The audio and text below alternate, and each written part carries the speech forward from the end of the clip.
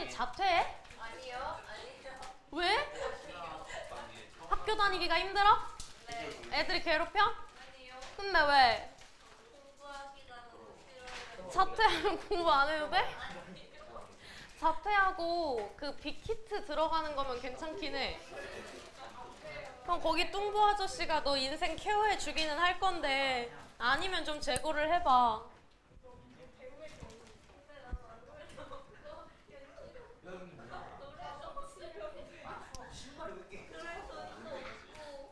야, 얘들아 뭐부터 할 거냐면은 그 쌍주기현 저 언더테일 있는 거 꺼내봐. 내가 아까 찝어준 거. 찝어준 게 한두 개가. 아 그 아까 이제 추가로 찝어준 거 언더테일 있는 거. 음증갑지요?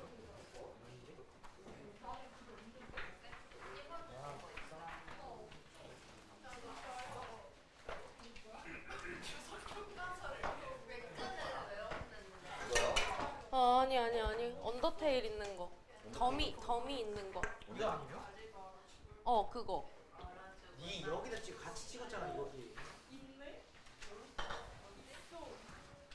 그 뒤에 전체 줄거리부터 읽을 건데 인디테일이는 언더테일이 뭔지를 모르는구나. 너네 언더테일 안 하냐? 이렇게 말하니까 개 씹덕 같은데 이게 언더테일이야 이게. 이게 센즈 아니고 더미야. 센즈는 해골이고. 그 고전 소설이잖아요. 이제 고전 소설이 갖고 있는 몇 가지 특징이 있어서 그 방식이랑 특징을 먼저 설명을 할게요. 고전 소설은 이제 되게 옛날 소설이잖아요. 그래서 일단 다 소설이 좀 순행적 구성을 따르는 그런 소설들이 많아요. 예를 들어 뭐 주인공이 어떤 영웅이야. 좀 멋진 영웅이야. 보통 이제 주인공은 선남 선녀 중에 하나로 좀 설정이 되는 경우가 많아요. 못생긴 박시전 빼고는. 그래서 그 사람의 그 주인공의 이제 탄생부터 죽음까지를 쭉 다루는 경우, 그런 경우가 많아요. 그런 식으로 이야기가 전개가 되고요. 그리고 시점이 전지적 작가 시점이에요. 전지적 작가 시점이 뭔지 아시죠? 전지적 작가 시점은 3인칭이고 전지전능한 작품의 바깥에 있는 어떤 서술자가 막 이야기를 해주는 거야. 뭐 여기는 이제 뭐 서경이 뭘 어쨌다, 서천흥이 뭘 어쨌다, 모든 인물들의 상황이나 심리나 그런 것들을 다 알고 있어서 이 전지전능한 서술자가 직접적으로 막 사건을 알려주고, 그리고 직접적으로 그 심리를 알려주고, 그리고 뭐 간접적으로 외모나 성격을 다 묘사해주고, 굉장히 다양한 방법으로 모든 것들을 다 제시해준다는 특징이 있어요. 그리고 또 세 번째 특징인데, 사람 부르는 거를 통일을 안 해요. 그러니까 우리가 옛날에 봤던 뭐 전래동화를 보면은 뭐 흥부는 어땠다, 놀부는 어쨌다, 계속해서 그 흥부를 흥부라고 칭하거든요. 근데 우리가 이제 모의고사나 내신에서 만나는 이런 고전 소설들은 통일해서 불러주지를 않아요. 어떨 때는 서경이라 하고, 어떨 때는 뭐 안무사라 하고, 뭐 어떨 때는 서천흥이라 하는데 또 어떨 때는 서원수라고 하는 등 좀 이제 사람 부르는 걸 통일을 안 해줘가지고 우리가 특정 모양을 좀 정해가지고 그 사람을 부를 거예요. 이거를 내가 체크하는 게 굉장히 중요해. 그리고 이거는 모의고사 팁인데, 너네 있잖아, 국어 볼 때 시간 부족하잖아, 그치? 글밥이 너무 많으니까 시간 부족하잖아. 현대소설 같은 거는 내가 이렇게 막 열심히 읽다가 중간에 좀 이해를 못한 데가 있어도 그냥 이게 쭉쭉 읽다 보면은 인물들이 대화도 하고 막 그러니까 중간에라도 오케이 하고 이해가 되잖아요. 근데 고전소설은 초반 부분에서 내가 이해를 못했으면은 더 읽는 게 의미가 없어요. 이해 못하면 다시 돌아가셔야 돼요. 이걸 자꾸 반복해야지 이해가 되고, 또 이렇게 어렵게 이해한 거에 비해서 내용 자체는 단순한 게 많아요. 되게 작은 부분을 소설에 갖다 놓는 경우가 많아서 어려운 내용은 잘 안 나와요. 그래서 좀 주제도 되게 쉽고 좀 편안한 내용이 나오는 편이에요. 그냥 다만 한자가 많고 옛날 단어들을 자꾸 쓰니까 우리가 그게 좀 어려워요. 그리고 이제 서술자의 개입이라는 게 있거든요.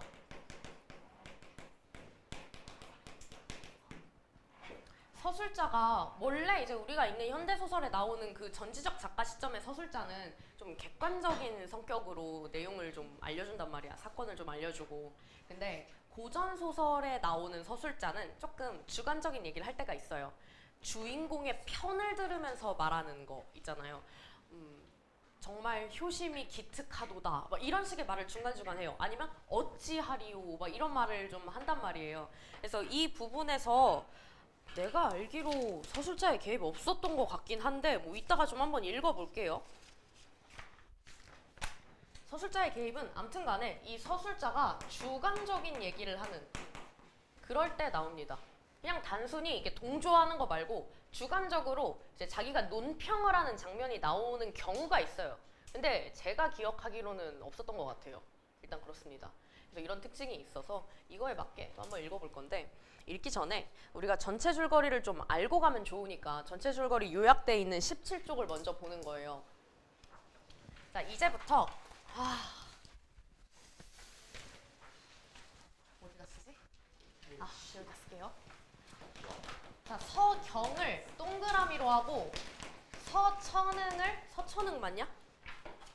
서천흥 맞아? 서천흥을 네모로 하고 그 다음에 태자 그 남국의 태자? 남국 맞냐? 네. 만국이잖아. 만국의 태자를 밑줄이라 할게요.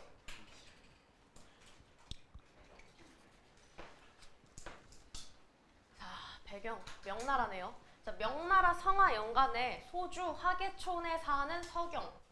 근데 이름이 서경인데 여자가 아니라 남자예요. 서경은 한흥사의 화주승에게 시주를 하고 그 공덕에 의하여 아들 서천흥을 얻습니다. 네, 등남. 이때 서경은 조정에 간신이 득실거리는 걸 보고 간신배죠. 간신배가 득실거리는 걸 보고 벼슬에서 물러나 고향으로 돌아와 한가롭게 지내는데요. 그쯤 황제가 남만, 이 남만이 뭐냐면 남만국 나라예요. 나라. 지금 우리 명나라의 적입니다. 원래는 제후관계인데 이 남만국이 깝쳐요. 중원을 침공할 것이라는 변방의 소식을 듣게 됩니다. 그래서 황제가요 서경을 불러서 그러면은 이 황제는 누구야? 우리 쪽의 황제인 거겠죠. 우리 명나라 쪽에 남방 순무 어사로 삼아서 서경한테 백성들을 위로하고 백성들의 사정을 살피게 시킵니다. 그래서 어사 서경이 남만으로 갔어요. 남만국에 갔어요. 근데 그 만의 왕은 도리어 서경의 항복을 받으려고 한대요. 계속 깝치죠. 이때 서경이 만왕을 크게 꾸짖어요. 그러니까 만왕이 서경을 감옥에 가둬버리고 중원을 침공하기 위해서 대군을 일으켜버리죠. 만왕의 아들인 왕자 소영, 이름이 소영인데 남자예요. 서경의 충절에 감복해서 만왕이 모르게 좋은 음식으로 서경을 후하게 대접한대요. 네? 이렇게 종이가 없는데요. 이게 없다고요? 반장, 학습지가 없대. 너 내가 안 찝어줬어? 네. 내가 너네 안 찝어줬어?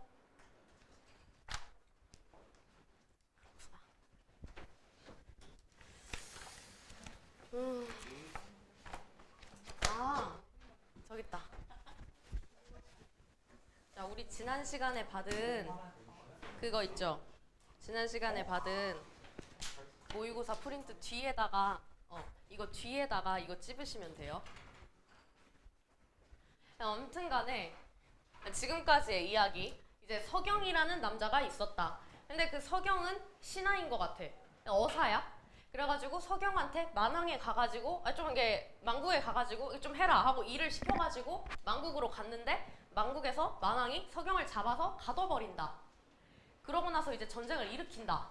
근데 그 만왕의 아들이 소영인데 소영이는 서경이 되게 멋진 사람이라고 생각을 했던 거야. 충절에 감복했다잖아. 그래가지고 만왕 몰래 서경을 챙겨주는 거야. 왕자가. 만왕은 항복하지 않는 서경을 청사도라는 성에다가 가둬버린대요.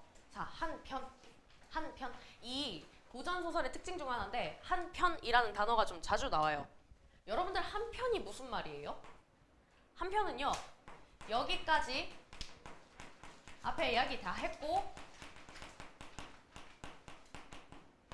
다른 상황 알려줄게. 알려줄게. 라는 뜻이에요. 그래서 이 한 편은 우리 독서, 비문학 할 때도 종종 나오는 단어잖아요. 잘 기억해 두세요. 한 편이라는 말은요. 여기까지 앞에 얘기 다 했고요. 다른 상황 알려줄게요. 이 말이에요. 자, 한 편. 서경의 부인 이씨라는 사람이 나오죠. 서경은 남자고 서경한테 이제 마누라가 있는데 마누라가 이씨다. 이씨가 아들 서천응을 키우면서 외롭게 지냈대요. 왜냐면은 이제 남편은 지금 잡혀갔잖아요. 만국에. 외롭게 지내다가 산적한테 납치돼요. 아유, 아줌마도 고생하네. 근데 이 씨는 산적으로부터 탈출해가지고 용감해요. 꿈속에 여승이 교시한 대로, 교시에 이 교자가 이제 학교할 때 교예요. 알려준 대로 남경에 있는 백화함을 찾아가 거기서 숨어요. 서경의 아들 서천응은요, 산적들에 의하여 길에 버려지는데요. 폐주에 사는 왕어사의 노비였던 장삼한테 발견돼서 그의 집에서 길러진대요. 지금 뭔가 좀 고난을 겪었는데 조력자가 나타나서 이 사람들을 도와줍니다. 이 소설의 이제 주인공은 서천응이죠. 서천응. 여기 지울게요. 지금까지 캐릭터가 몇 명 나왔기 때문에 살짝 기억나는 대로 정리를 하고 넘어갈게요. 서경이라는 남자가 있고 서경이라는 사람은 결혼을 했는데 그 사람이 이씨 성을 가진 여자. 이 사이에 아들이 있는데 아들이 서천응. 서천응 지금까지는 애기인 것 같아요. 그리고 이제 만국에 왕이 있고, 왕이랑 누가 결혼했는지는 모르겠는데 이 사이에 소영이가 있어요. 얘는 남자, 얘도 남자, 왕도 남자.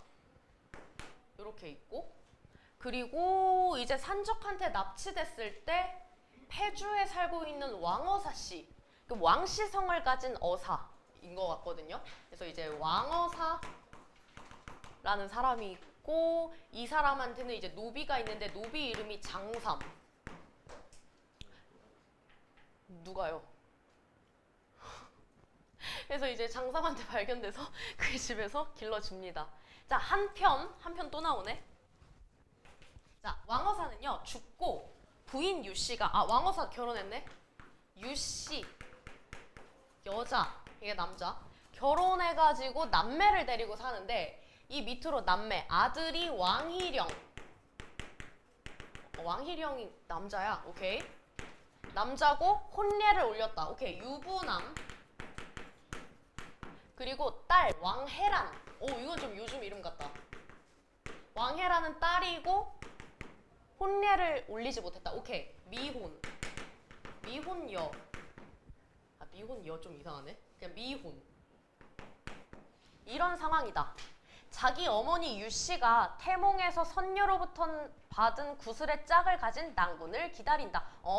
이 혜란이라는 여자는 아직 결혼을 안 했는데, 못했는데, 그 자기 엄마가 태몽 껐을 때 구슬을 받았대. 근데 그 구슬에 나머지 짝을 가진 남자랑 결혼하려고 운명의 상대를 기다리고 있는 그런 아름다운 상황입니다. 자, 하루는요, 부인 유씨가 장삼의 사랑방에서 독서하고 있는 공자 서천응을 봅니다. 드디어 세계관이 연결됐어요.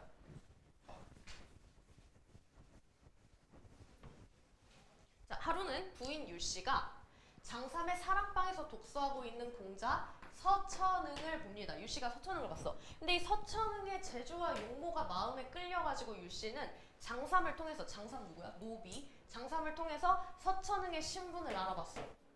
서천응을 자기 집으로 불러서 자기 아들 희령이랑 같이 있게 한대요. 왜 그랬겠어요? 마음에 드니까 그랬겠죠. 그래서 이때 서천응은 장삼에게 구슬 주머니를 하나 지어달라고 하면서 자기가 갖고 있는 구슬의 내력을 얘기해준대요. 장삼이 그 구슬을 갖고 가서 바로 이제 아줌마한테, 유씨한테 보여줬어요. 그러니까 아줌마가 그 구슬을 자신의 딸 왕혜란이 갖고 있는 구슬이랑 맞춰봤는데 딱 맞죠? 운명입니다. 그래가지고 아들 왕희령을 시켜서 구슬을 가지고 외당에 나가가지고 서천응한테 청혼하도록 합니다. 이에 서천응이랑 왕혜란은 약혼하고 서천응이 출세하길 기다려서 결혼하기로 합니다. 이제 뭐 이 아줌마가 여기 요 서천응이 이제 마음에 드니까 자기 딸 헤란이랑 결혼을 시키려고 이제 구슬도 맞춰보고 이제 자기 아들이랑 또 같이 두고 뭐 친하게 지내게 하고 뭐 그랬다는 거죠. 조정에서 과거 시험을 시행하니까 서천응은 문과랑 무과에 모두 1등을 했대요. 미친놈인가? 이거 개 어려워요 진짜. 이거 서술형이에요. 올 서술형. 아무튼 왕일영은 문과에 급제를 합니다. 서천응은 문과 무과, 왕일영은 문과. 이때 황제의 숙부인 제왕이 상처하고 상을 주고 새로운 후비를 구하다가 왕어사의 딸 누구야? 헤란이죠. 헤란이가 어질고 정숙하고 예쁘다는 말을 듣고 이제 황제를 움직여서 왕어사의 딸이랑 혼인을 치를 수 있도록 한대요. 근데 결혼할 사람이 있잖아요. 그쵸? 한림평수가 된 왕일영. 왕일영은 한림평수가 됐대. 한림평수가 됐고 자신의 동생이 한리막사 서천응과 약혼했다. 아, 서천응은 뭐가 됐다고? 한리막사. 약혼했다고 말하고 쌍주의 내력. 이 쌍주가 뭐야? 구슬 두 짝. 이거 구슬 두 짝. 그 내력을 아른다. 황제는 그 인연을 기특하게 여겨서 서천응을 불러서 물어봐. 사실인가요? 그래가지고 제왕과 왕혜란이 혼인하게 한다는 그 전지를 도로 치워버립니다. 아우, 서천응이랑 결혼해야지 하면서. 그러고서 오히려 서천응이랑 왕혜란이 결혼할 수 있도록 도와주죠. 자, 이때 남만이 중원을 침공합니다. 그래서 서천응이 자원해가지고 대원수가 돼서. 대원수가 뭐야? 이거 대원수는 직업 이름? 뭐 직급 이름? 벼슬 이름? 그렇게 봅시다. 대원수가 돼서 만군을 격파하고 만국의 태자를 만왕으로 삼고 아버지 서경과 함께 돌아옵니다. 자, 이 태자가 누구예요? 소영이. 소영이를 만왕으로 삼고 아버지 서경이랑 같이 돌아옵니다. 이후 서응천이요?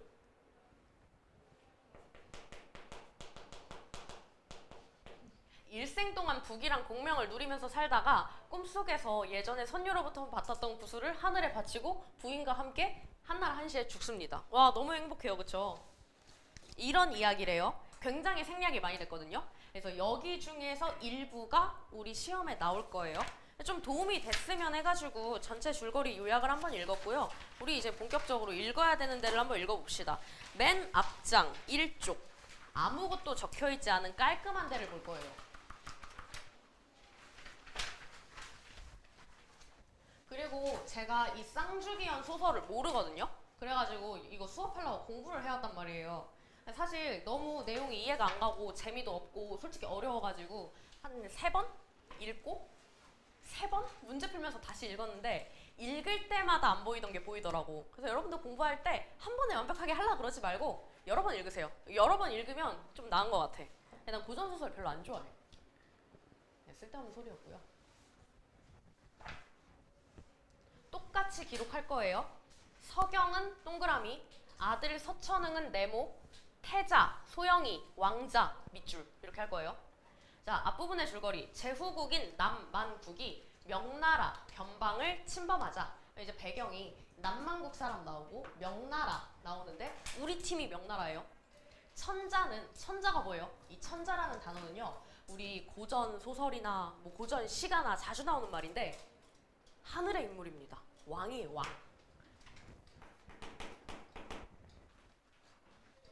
그래서 이제 이 왕은 명나라 왕이겠죠? 천자가 이를 해결하기 위해서 서경을 남만국의 안무사로 파견합니다.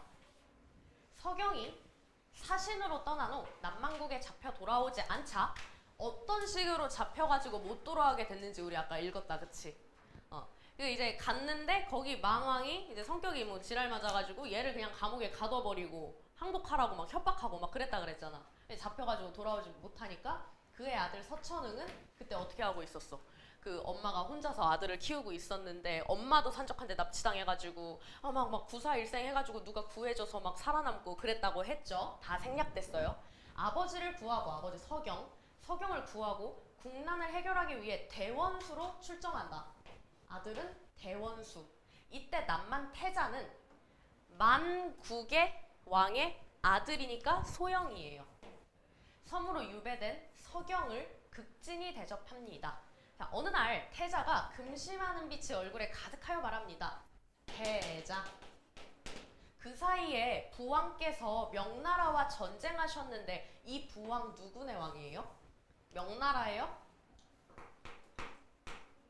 만왕이에요, 만왕. 명나라랑 전쟁하셨는데 우리의 장수와 우리가 누구예요? 남만이에요. 장수와 군사들이 죽은 것이 이루 셀 수가 없다 하나이다. 듣자니 명나라 장수 가운데 대원수 누구? 서천응은 당신의 아들이라는 말이 있던데 이 당신이 누구야? 서경이죠. 써주자. 서천흥, 서경. 당신의 아들이란 말이 있던데요. 부왕께서 이를 아시고 대인을 군중에 데려다 볼모로 삼아. 이게 무슨 말이야? 당신을요 데리고 와가지고 볼모로 삼아. 볼모가 뭐예요? 인질이에요. 인질. 너를 인질 삼아가지고 그러면은 이제 이 대원수 입장에서는 아빠가 잡혔으니까 시키는 대로 할 거 아니에요. 그래가지고 아드님으로 하여금 귀순케 하고자 한대요. 왕의 계획을 지금 왕의 아들이 다 불고 있네요. 적게 그 사람한테. 그래서 소자 누구예요? 나 본인. 저한테 대인을 서경 씨를 군중으로 데려오라고 명했어요. 누가요? 우리 왕이요. 우리 왕이 누군데요? 만국의 왕이요. 아무리 부왕의 명이라도 제가 그렇게는 못하겠어요. 제가요 신복으로 하여금 천리마 두피를 준비하게 했으니까요. 산골짜기의 좁은 길로 남모르게 명나라 진영으로 도망가세요. 제가 몰래 도와드릴 테니까 도망가세요. 이 말을 하면서 자기 나라 왕이 이제 계획한 거를 다 읊고 있어요. 그 후에 부왕이 목숨을 구하여 만국이 아주 망하게 하지 마세요. 내가 당신을 도와드릴 테니까 도망가세요. 대신에 저희 왕 망하게 하지 마세요. 부탁드립니다 하는 거예요. 그럼 여기서 여러분들이 생각하셔야 되는 거는요. 지금 만국 쪽에 중요한 두 인물이 왕이랑 그 왕의 아들 태자잖아. 지금 이 적군을 대하는 왕의 자세랑 태자의 자세가 다르죠. 그것만 잡으시면 돼요. 적을 대하는 만왕과 태자의 자세가 다르다. 사실 만왕이랑 태자는 둘이 원하는 결과가 똑같아요. 우리 만국이 괜찮았으면 좋겠어요. 안정을 취했으면 좋겠어요. 이건 똑같은 생각이에요. 근데 지금 서로 다른 행동을 한다는 거고요. 서안무사가 위로하며 말했다. 서안무사가 누구예요? 서경. 서경이 위로하면서 말했대요. 자, 서경. 내가 어찌 그대의 인정어린 마음을 잊으랴. 못 잊는다. 알겠다. 하고서 이제 둘이 헤어집니다. 곧바로 천리마를 타고 종자와 함께 명나라 진영을 향하였다. 이때 서원수가 누구야? 대원수, 서천응 아들. 길협을 놓아 보낸 뒤로 또 싸우러 나가 적장 수십 명을 죽이면서 승승장구하며 잃었던 고을들을 회복하고 남만국의 수면 병사들을 죽이니 위험이 만국에 크게 떨쳤다. 그 아들은 지금 전쟁하면서 잘 나가고 있습니다.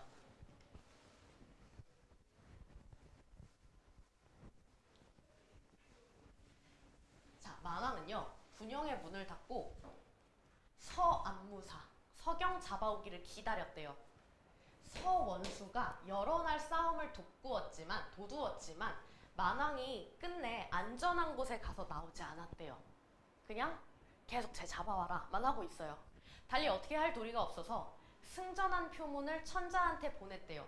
이 승전한 표문을 천자한테 보낸 건 누구예요? 당연히 방금 전까지 열심히 기세를 떨치면서 싸우는 원수 얘기겠죠. 요거는 이제 서천응 얘기. 서천응이 그렇게 했다는 거죠. 서천응이 승전한 표문을 이제 왕한테, 천자한테 보내고 묘책을 의논해요. 근데 갑자기 비밀스럽게 한 병사가 들어오는 거예요. 자, 병사. 군영 바깥문 밖에 우리나라 사람 한 명이랑, 우리나라가 어디예요? 명나라 사람, 만국 사람 한 명이 와가지고 서찰 한 통을 전해달라고 하기에 갖고 왔어요. 그래서 서원수가 그 서찰을 떼어보니까 그 서찰의 내용은 이랬습니다. 이렇게 적혀있는 글자예요. 자, 서찰에 적힌 글자. 나는 다른 사람이 아니라 만왕의 명으로 10여 년 동안 만국에서 치욕을 감내하던 안무사 서경이다.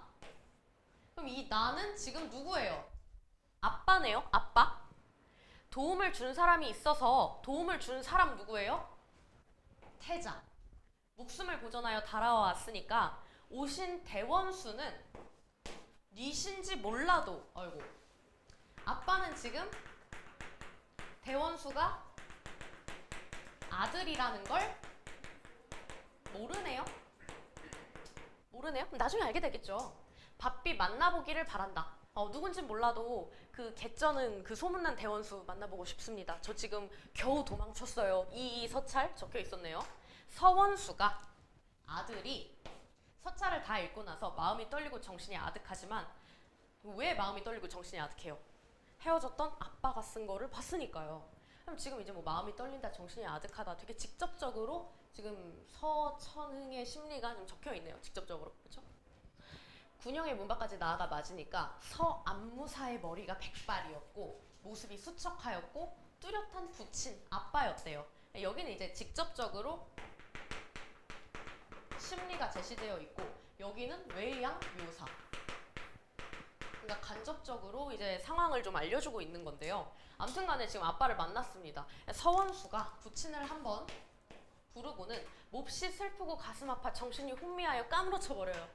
서안무사가 서원수를 보니까 자기가 옛날에 사신으로 떠날 때는 6살이었어요. 근데 지금은 대장이 됐잖아요. 어찌 알아보리오 이러죠. 봐도 몰라. 시간이 너무 많이 지나가지고.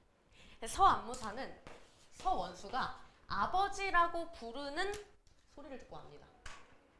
소리를 따라 역시 통곡하였다. 이때 안 거예요. 원수가 아빠를 먼저 알아보고 아빠한테 아버지 하고 부르니까 그때 네가 6살 때 헤어졌던 나의 아들 천흥이구나 하고 울어요. 그리고 서원수를 안아보니까 호흡이 먼저 갑자기 죽었어. 그래가지고 막 크게 놀라 이제 CPR을 진행하죠. 이윽고 서원수가 눈을 뜨니 서안무사가 어루만져 위로하며 말했습니다. 이거는 이제 서경이 얘기한 거네. 살아서 서로 만났으니 기쁘기 그지없다만 이롭지 못한 시름과 슬픔을 드러내지 말거라. T. 모든 장수들이 또한 위로하며 축하하는 소리가 너들썩하였다. 서원수가 조용히 서경을 모시고서 서로 그간의 고난과 재앙을 슬퍼하며 근심스럽게 말했습니다. 중량. 이때 남만의 태자 서안무사를 보낸 뒤 곡승상이랑 의논하였다. 곡시성을 가진 승상입니다. 그래서 이거는 이제 태자가 한 말이에요. 아무 때라도 아군이 반드시 패할 거예요. 앵간하면 우리 팀이 질 거예요. 우리 팀이 누구예요? 네, 만국이에요. 서원수는 헷갈려. 서원수는 장수로서의 지략이 손무, 오기, 제갈량에 버금간다. 서원수는 개쩔어요. 그래서 우리 같은 이런 까마귀, 오합지졸은 당해낼 수가 없어요. 오합지졸이 뭔지 알죠? 까마귀가 모인 것 같은 병졸이 오합지졸이에요. 이 때문에 서안무사를 살려보내서 은혜를 끼친 거예요. 오케이. 그러니까 태자는 되게 똑똑한 사람이었던 거야. 이 서원수, 서천흥이 이제 개쩌는 사람인 걸 아니까 어차피 우린 질 거란 말이야. 그러니까 괜히 이 사람의 좀 원한을 사지 않게 미리 얘네 아빠를 도와주자. 그러면은 이걸 내가 한번 얘를 도와주면은 얘도 뭐 어떻게 할 수 없을 거 아니야. 얘도 내 부탁 하나는 들어주겠지. 그래서 내가 이 사람이 되게 대단한 사람인 걸 알고 일부러 서안무사를 살려준 거야. 아빠를 살려준 거야. 은혜를 끼친 거야. 그래서 대왕께서 남만국 대왕께서 만약에 봉변을 당하실지라도 서안무사는 인자하고 후덕한 어른이야. 이 사람도 되게 멋진 사람이야. 서원수는 충성하고 효성스러운 군자야. 그러니까 아마 구해줄 거야. 반드시 구해줄 거야. 경과 함께 나아가 부왕한테 귀순하시도록 간청을 해보자. 이런 얘기를 곡승상이랑 막 하는 거야. 그러니까 내가 이런 일이 있었으니까 이거 우리 왕한테 얘기해가지고 이렇게 도와달라고 한번 말해보자. 이거를 의논하고 있어요. 그러고서 명나라의 군영을 향해 같이 떠나요. 근데 도중에 패잔군을 만나가지고 만왕이 잡혔다는 소식을 듣게 되죠. 여러분 패잔군이 뭐예요? 패장군이 뭐예요? 뭔지 알아요?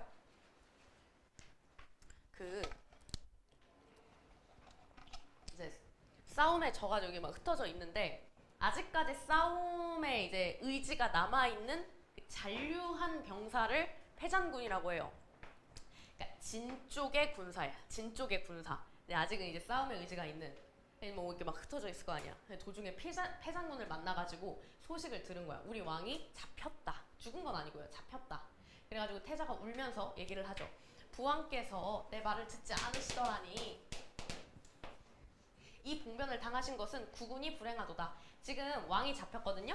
근데 태자가 얘기하는 거, 이 봉변을 당한 이유가 뭐예요? 국운이 불행해서 그런 거다. 이게 바로 만국 왕이 잡힌 이유.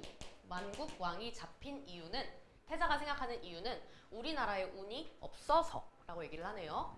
급히 길을 재촉해서 명나라 군영에 갑니다. 태자가 이제 어떻게 하냐면 웃옷 하나를 벗고 등에다가 형장을 진 채로 손가락을 깨물어서 이제 피로 항복문서를 쓰고서 울어요. 명나라의 선봉군대가 태자를 잡아 중군의 아래니까 서원수가 명을 내려 태자를 진중으로 들이라 합니다. 데리고 와봐. 태자가 코를 땅에 뱉고 엉금엉금 무릎으로 기어가서 항복문서를 올립니다. 자, 원수가 이 태자가 쓴 항복문서를 받고는 태자가 붙인 서안무사를 후하게 대접한 은혜를 생각하니까 어찌 감격하지 않으리요. 얘를 만나니까 어때? 아, 이 사람이 옛날에 우리 아버지를 살려줬던 은인이구나 생각을 합니다.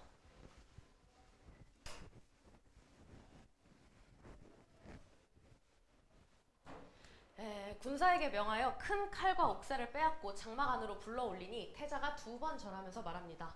태자, 부왕의 죄는 마땅히 면치 못하겠지만 부왕의 본심이 아니라 저희 왕이 간신배한테 이게 잘못 세뇌당해가지고 이런 일을 한 거예요. 아, 그러니까요.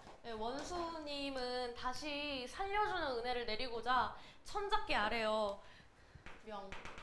천잡게 아래요. 저희 왕의 목숨을 살려주시면은 저희가 대대로 황제의 은혜에 무도랑이 아니라 하얀색 은혜에 감사하고 원수의 당신의 덕을 잊지 않을게요. 이렇게 얘기를 해요. 이렇게 말하면서 막 눈물이 얼굴에 가득했대요. 서원수가 태자를 보니까 언사가 부드럽고 온화하고 기상이 활달하고 아닌 게 아니라 정말로 천승의 국왕다움이 외모에 보였대요. 그래서 아무렇지 않게 얘기를 합니다. 누가? 서천흥이가. 만왕의 제약은 천벌을 멸하기 어렵고 내가 또한 남만의 씨 하나라도 남기지 않아서 후세 사람의 근심이 없도록 하려고 했다.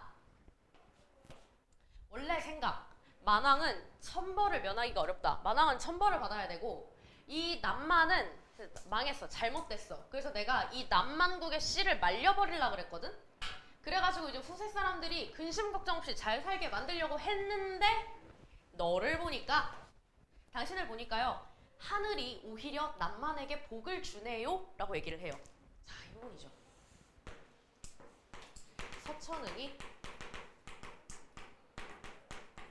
생각을 바꾼 이유. 서천흥이 생각을 바꾼 이유는 하늘이 복을 줬기 때문이다 인 거예요. 씨를 말리려고 했는데 안 말리기로 했어요.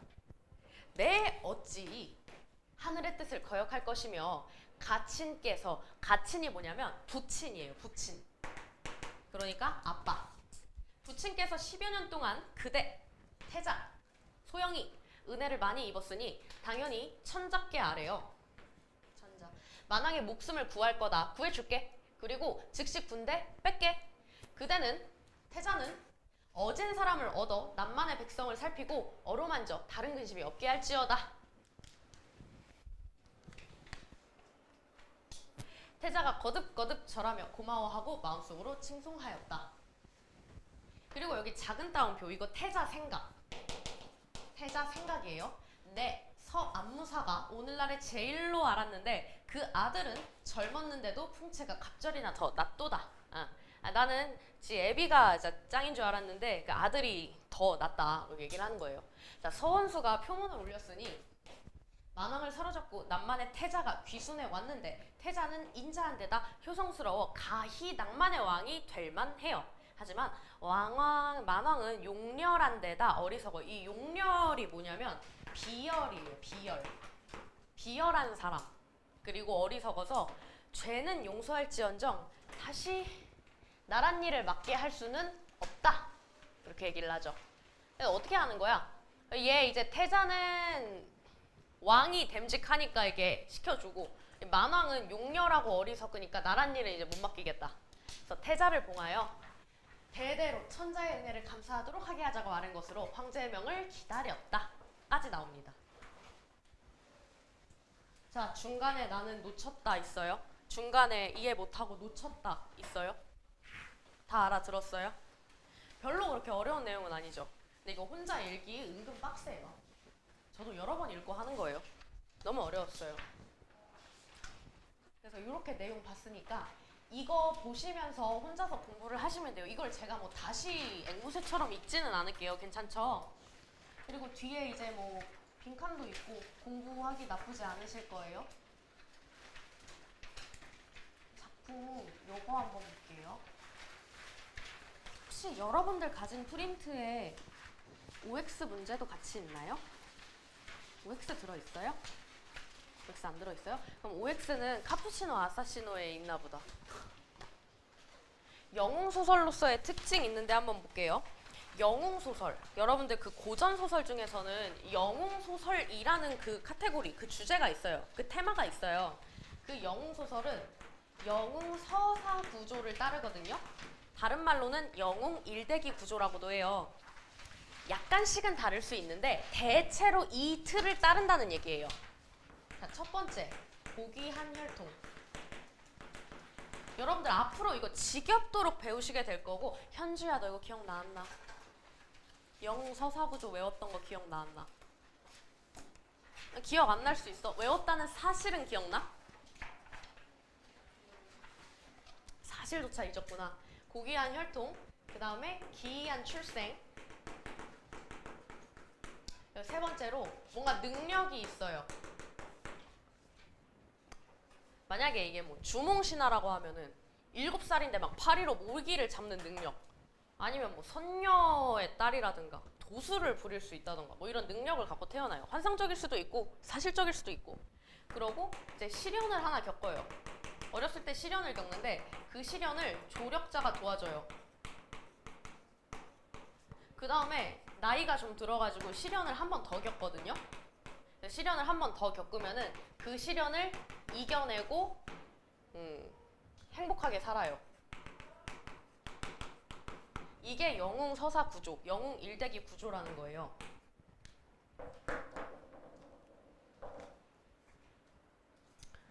그래서 우리가 읽은 부분에서는 뭐 조력자의 도움을 받았던 거, 어릴 때 겪었던 뭐 시련, 요런 게 이제 앞부분 줄거리에 나와 있었고, 그 서천흥이 태어난 과정이나 그런 것들은 나와 있진 않았어요. 그쵸? 그리고 서천흥의 능력은 어떤 능력이에요? 그냥 개 비범하게 나왔죠. 그 뭐야, 문과랑 무과랑 뭐 다 장원급제했다 그랬잖아요. 문무를 겸비한 사람, 엄청난 인재잖아요. 문무가 다 장원급제고 뭐 이런 능력들이 있었고, 시련 2는 전쟁이었던 것 같아요. 그쵸? 이거 말고는 안 나온 것 같아요. 마지막에 이제 승리하고 해피엔딩은 뭐예요? 그 왕어사의 딸 헤란이랑 결혼하는 게 해피엔딩이겠죠. 그러고 나서 뭐 한날 한시에 죽었다며. 호사죠. 그래서 영웅소설로서의 이 쌍주기현의 특징. 쌍주기현은요, 서천흥이 천자 중심의 위계 질서를 회복하고 충효의 가치를 구현하는 내용의 영웅소설이에요. 영웅소설인데 충효의 가치를 구현하는 내용을 갖고 있어요. 이 작품의 인물들은 전형적인 영웅소설과 다른 행동 양상을 보이는데요. 뭐냐면요, 영웅이랑 적대국 인물이 충효의 가치를 각자의 방식으로 구현하는 그런 부분이 있어요. 여기서 이제 영웅이 누구예요? 영웅은 천흥이. 그리고 적대국 인물 누구예요? 태자. 얘네 둘이서는 충효의 가치를 다르게 구현을 한다. 그리고 적대국 인물이 영웅의 효실천에 일조하는 거, 이것도 좀 특이해요. 적대국 인물인데 영웅의 효실천에 일조를 해요. 그리고 위기 상황에서 적대국 인물 간의 현실 대응 태도가 다른 거. 이거는 아까 이제 살짝 얘기했던 태자랑 만국의 왕, 그 둘이 대응 태도가 다른 거를 얘기하는 거예요. 이런 특징이 있어요. 인물 정리. 긍정적 인물에는 서경이, 서천흥, 남만태자. 남만태자까지 긍정적 인물로 들어가고요. 부정적 인물은 이제 비열한, 용렬한 만왕 들어갑니다. 요약본이니까 편하게 볼게요. 자, 서경은요, 서천흥의 아빠고요. 천자의 명령으로 남만으로 갔는데 인질이 됐어요. 불모가 됐어요. 남만태자의 도움으로 남만국을 탈출하고 명나라 진영으로 이동합니다. 말을 타고. 자, 그 다음 천흥이 서경이의 아들이에요. 천자의 명령으로 국난을 해결하려고 대원수가 되어 출정합니다. 대원수로서 국난을 해결하고 아빠한테 도움을 줬던 남만태자를 위해서 만왕을 구해주죠. 다음 남만태자, 만왕의 아들입니다. 서경을 존경해서 목숨을 구해줘요. 서경의 아들 서천흥의 도움으로 목숨을 보전해요. 다음 부정적 인물인 만왕, 제후국, 남만국의 왕. 사실 이 만이라는 나라, 남만국이랑 명나라랑 제후 관계래. 그러니까 제후 관계가 뭐예요? 이제 명나라가 위고 얘는 이제 친하게 지내는 이제 우리 아들 같은 사위 같은 그런 나라의 관계? 그런 느낌이거든요. 근데 이제 이 밑에서 아 싫어 하고 이렇게 대든 거야. 반항한 거야. 제후국 남만국의 왕이고요. 명나라 변방을 침범해요. 명나라 이제 끝에를 이기려고 이렇게 친 거야. 그리고 용렬함, 비열함. 이렇다고 합니다. 여기까지 됐고요.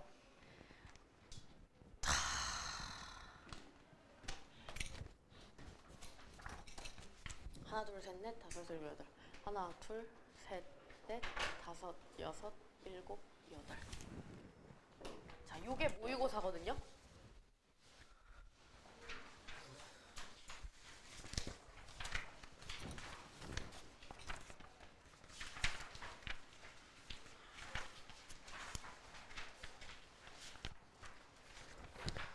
반장아, 쉬고 할까? 바로 할까?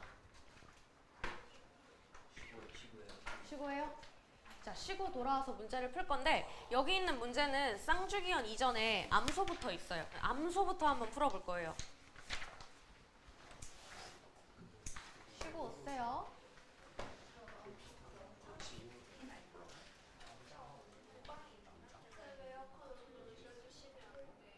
너무 추워요?